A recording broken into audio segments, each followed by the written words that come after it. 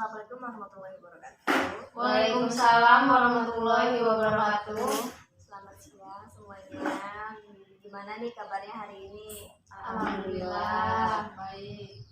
Jadi maksud saya di sini yaitu akan mengadakan konseling, yaitu konseling kelompok. Alangkah baiknya sebelum kita melakukan konseling kita saling mengenal ya. Jadi perkenalkan, nama saya Firza Fauzia sebagai konselor, dan untuk mbaknya bisa memperkenalkan diri dan asalnya dari mana. Nama saya Nur Anissa, saya berasal dari TPI Lempasi. Nama saya Yulia Fatmawati, berasal dari Kampung Kedaung. Baik, terima kasih. Sebelum kita memasuki sesi konseling ini, alangkah baiknya saya menjelaskan apa itu konseling dan apa itu konseling kelompok. Jadi, konseling itu adalah bantuan profesional yang diberikan konselor, yaitu saya, kepada konseli, yaitu Mbak Anissa dan Mbak Yulia, agar mampu memecahkan masalah yang sedang Mbak alami ini. Konseling itu dilandasi oleh asas-asas, salah satunya yaitu asas kerahasiaan. Jadi apapun nanti terkait informasi yang diberikan oleh Mbak Anissa maupun Mbak Yulia itu jangan takut untuk disebarkan ke yang lainnya, karena kita itu mengikuti asas yaitu asas kerahasiaan. Untuk melakukan konseling ini kita menggunakan waktu sekitar 30 sampai 45 menit. Jadi bagaimana, apakah Mbak bisa dipahami? Baiklah, jadi tadi penjelasan tentang konseling. Selanjutnya saya akan menjelaskan apa itu konseling kelompok. Jadi konseling kelompok itu merupakan suatu proses hubungan interpersonal antara seorang konselor atau beberapa konselor dengan sekelompok klien, yaitu seperti Mbak Anissa dan Mbak Yulia dan saya, itu lebih dari satu orang. Itu dinamakan sesi konseling kelompok. Jadi bagaimana Mbak? Apakah sudah paham tentang konseling dan konseling kelompok yang sudah saya jelaskan tadi? Paham. Jadi bagaimana nih? Adakah cerita yang Mbak ingin sampaikan atau masalah yang sedang dirasakan? Baik, terima kasih untuk mbak-mbaknya karena sudah memahami dan sudah mengerti apa yang sudah saya jelaskan terkait apa itu konseling dan apa itu konseling kelompok. Jadi sekarang bisa kita mulai dan mbak-mbaknya bisa menceritakan atau memberikan informasi terkait masalah apa yang sedang dialami atau dirasakan oleh mbak-mbaknya.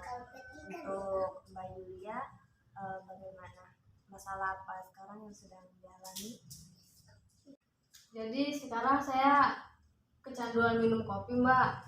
Yang awalnya tuh saya cuma pagi minum kopi, tapi sekarang jadi pagi, siang, sore, bahkan malam kalau saya nggak minum kopi tuh jadi sakit kepala gitu. Baik, saya juga setuju Mbak. Saya dapat saran dari dia karena saya kerja lembur terus. Jadi dikasih saran sama dia tuh suruh minum kopi. Nah, akhirnya saya kecanduan sampai sekarang minum kopi. Baik. Jadi awalnya itu bisa kecanduan kopi itu bagaimana? Apakah ada memang ruang lingkupnya suka minum kopi atau bagaimana nih? Kalau saya sih dulu waktu masih kecil suka ikut minum kopi orang tua ya Mbak ya. Kayak ayah saya suka ngopi pagi, saya ikut minum kopi 1 teguk 2 teguk. Nah lama-lama seiring berjalannya waktu kok saya rasa enak gitu. Saya malah kalau orang tua saya nggak minum kopi, saya bisa buat kopi sendiri gitu. Karena saking saya sukanya sama kopi sampai saat ini pun gitu.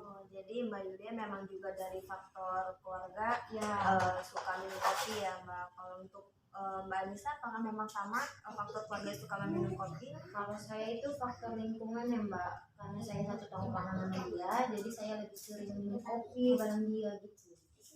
Baiklah. Jadi di sini mbak-mbak ini sudah memiliki kesadaran ya, atau sadar gitu bahwa sudah kecanduan kopi yang berlebihan.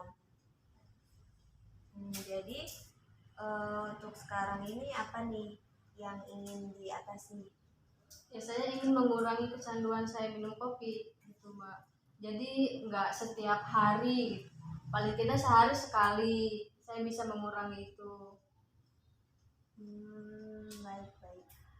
Jadi tujuan konseling kita ini adalah untuk mengurangi perilaku yang tidak diinginkan dengan menghilangkan reinforcement yang mengikuti perilaku yang tidak diinginkan oleh Mbak Yulia dan Mbak Anissa. Mbak Anissa juga ingin sedikit mengurangi kan Ya, agar tidak supaya lebih nafsu makan gitu Mbak. ya agar tidak terlalu kecanduan itu.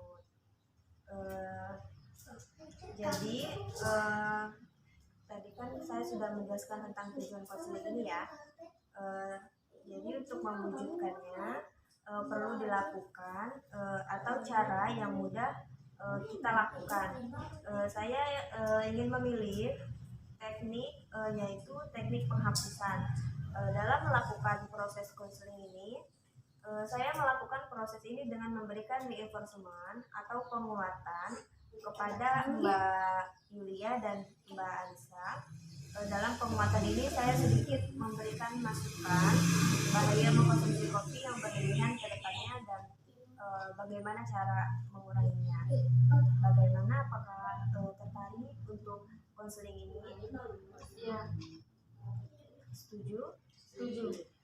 Oke, sekarang saya akan menjelaskannya ya. Jadi Mbak Yulia dan Mbak Anissa ini bisa memulainya dengan mengurangi stok kopi atau mengurangi kebiasaan mengkonsumsi kopi tersebut.